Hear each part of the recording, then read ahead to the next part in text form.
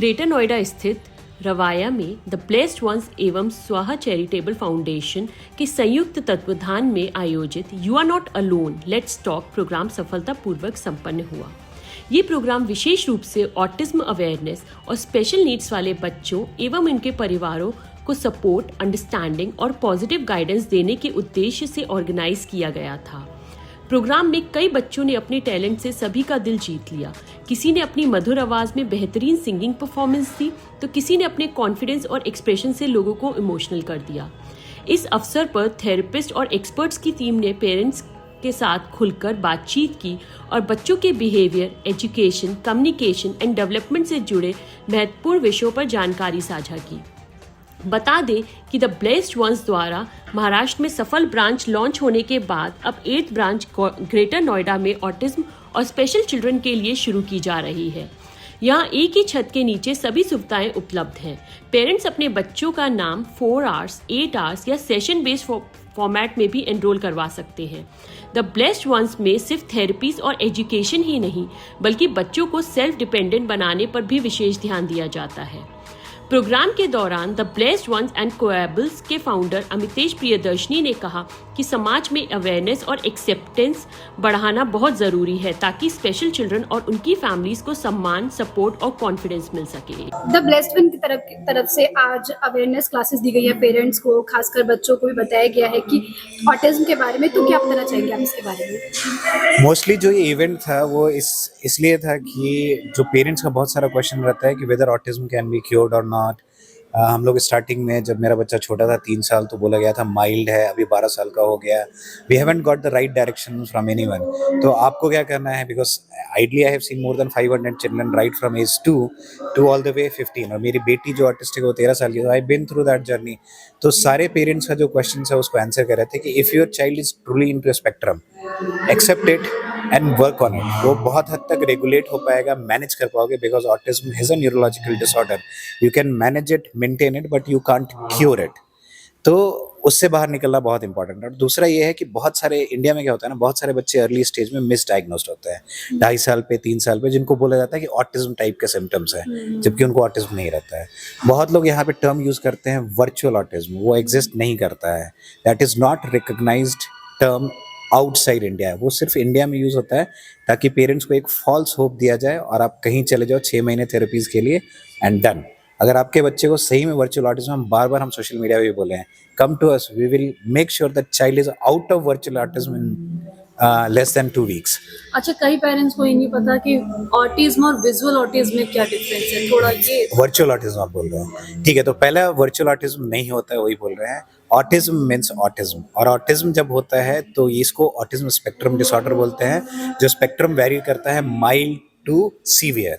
तो बच्चे स्पेक्ट्रम में कहीं भी हो सकते हैं। बहुत सारे बच्चे माइल्ड साइड होते हैं, means they can easily sustain जो नॉर्मल नीड है उसके हिसाब से, they can go to normal school, वहाँ पे एजुकेशन कंप्लीट कर सकते हैं। Still they will show some autistic traits जहाँ पे उनको डिसीजन लेने में प्रॉब्लम होगी। फॉर एग्जांपल, आपको जैसे उसको 2 ऑब्जेक्ट दोगे, 2 सिमिलर काइंड ऑफ ऑब्जेक्ट दोगे या 2 शॉप दिखाओगे और उसके बाद बोलोगे डिसाइड की from which one you are going to buy, that person will be dependent on your prompt. जब तक आप प्रॉम्प्ट नहीं दोगे वो रिस्पॉन्ड नहीं करेगा। मॉडरेट वो होते हैं जो नॉन वर्बल टाइप होते हैं और बिहेवियरल इश्यूज बहुत जाते हैं और बहुत ज़्यादा होते हैं। सीवियर जो होते हैं, जो ऑब्वियसली जिनमें अगेन बिहेवियरल इश्यूज ज़्यादा है, तो वो हाई फंक्शनिंग लो फंक्शनिंग के बेसिस पे है, तो उस पे होता है। और वर्चुअल ऑटिज्म जो है ना, एटलीस्ट जितने भी लोग सोशल मीडिया पे डाले हैं, you will probably find that I have posted my comment there कि virtual autism does not exist.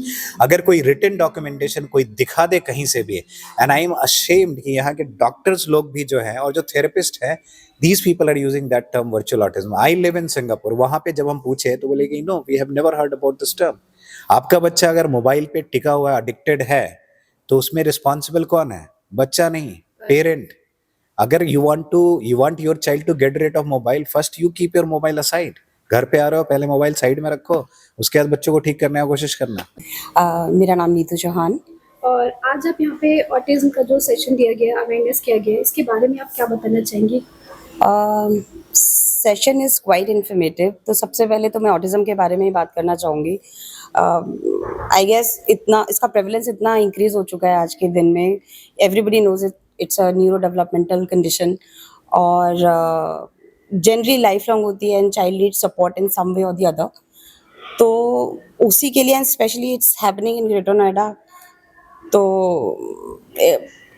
Generally यहाँ पे बहुत ज़्यादा सेंटर्स और इतना अवेयरनेस है नहीं पेरेंट्स को, but one the footprint of the blessed one came, I thought it's the opportunity for me to come here and see what's going on. आज का जो ये सेशन था वो कितना ज़रूरी था, और खासकर पेरेंट्स के लिए, जैसे जाना जाता है क्योंकि हम लोग जो पेरेंट्स हैं वो ऑटिज्म को लेकर ज़्यादा बातचीत नहीं करते, तो ऐसे में जो ये अवेयरनेस क्लासेस थी बच्चों के साथ, पेरेंट्स के साथ, वो कितना बेनिफिशियरी है? बेनिफिशियरी बहुत ज़्यादा है, और in fact as a parent I would request everybody to come and speak about it, be open, because we need help. We need help from the people like Mitesh sir and the team that I've met here, and I'm very grateful that I've come here. They answered all the questions that I had. Though I am in this journey for long, 12 years already, but there is always something that we don't know and we need help on. So it was overall a very good experience. मेरा नाम महाश्वेता है। मैं as a branch head Greater Noida TBO में work करने जा रही हूँ। तो जो ये द ब्लेस्ड वन ऑर्गेनाइजेशन है, ये स्पेशल नीड्स बच्चों को सपोर्ट करती है, और ये स्पेशल नीड्स बच्चों में हर जो बच्चों में चाइल्डहुड बच्चों की प्रॉब्लम है उसे कवर करती है। जैसे GDD है, ADHD है, डिसलेक्सिया है, ऑटिज़म है, ASD स्पेक्ट्रम में आने वाले टोटली ऑल प्रॉब्लम्स को कवर करती है, और उन्हें एक मल्टी डिसिप्लिनरी सिस्टम प्रोवाइड करती है इन अ स्कूल लाइक इन्वायरमेंट में। मतलब बच्चा है, ऐसा नहीं है कि बस थेरेपी लेगा 45 मिनट की और चला जाएगा। वो उसे अगर किसी जैसे बच्चे को स्पीच थेरेपी की ज़रूरत है, उसे स्पीच थेरेपी में कुछ जैसे 5 वर्ड्स उसने सिखाए हैं, तो उसके बाद के सेकंड हम उसे मूव करते हैं आर्ट, अगर वो 4 आवर सेशन में इनरोल करते हैं, देन योगा, देन म्यूज़िक, और हम कोशिश करते हैं कि वो जो 5 वर्ड हमने उसे स्पीच थेरेपी में सिखाए हैं वो हर नेक्स्ट आवर में रिपीट हो।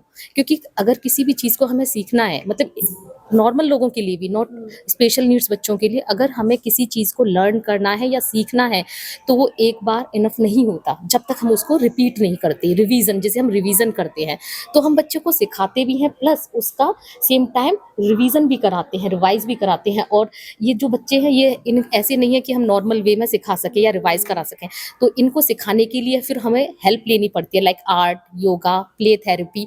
तो इसीलिए हमें ज़रूरत है कि अगर आप अपने बच्चों को इनरोल कर रहे हो तो एक हाफ डे में करो या फुल डे में करो, एटलीस्ट 4 आवर हमें चाहिए। अगर आप 1-to-1 थेरेपी में करते हो तो ये 1-to-1 थेरेपी हो सकता है कि सेंटर के लिए बेनिफिशियल हो, क्योंकि 45 मिनट और it's more costly than like half day session, लेकिन ये बच्चे को बेनिफिट नहीं प्रोवाइड करेगी। मेरा नाम श्वेता है और मैं देवांश की मॉम हूँ। देवांश न्यूरो डाइवर्स सिंगर है।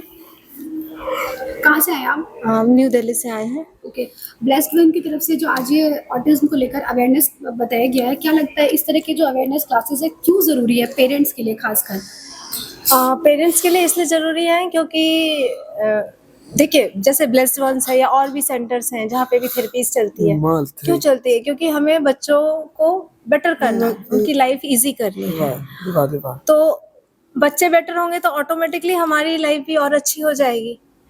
तो अवेयरनेस इसलिए इम्पोर्टेंट है क्योंकि जब पेरेंट्स एक्सेप्टेंस में आएंगे तो बच्चों में भी इम्प्रूवमेंट आएगी। क्योंकि किसी भी थेरेपी में जाइए या कहीं पे भी जाइए, ब्लेस्ड वन में जैसे हम जुड़े हुए हैं, तो वहाँ आने के लिए सबसे पहले हमें अपना माइंड मेकअप करना पड़ता है, और माइंड मेकअप करने के लिए खुद में वो एक्सेप्टेंस होनी चाहिए।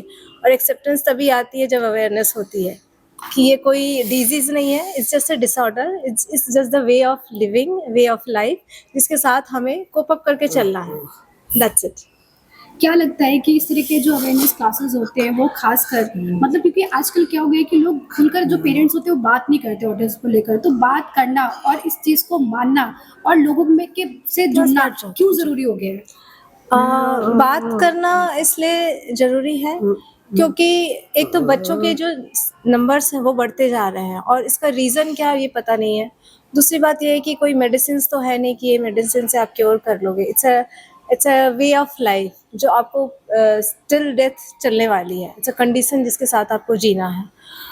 तो अगर पेरेंट्स को पता होगा तो ही वो आगे जाके बच्चों की भी हेल्प कर सकेंगे और अपनी लाइफ को भी इम्प्रूव कर पाएंगे।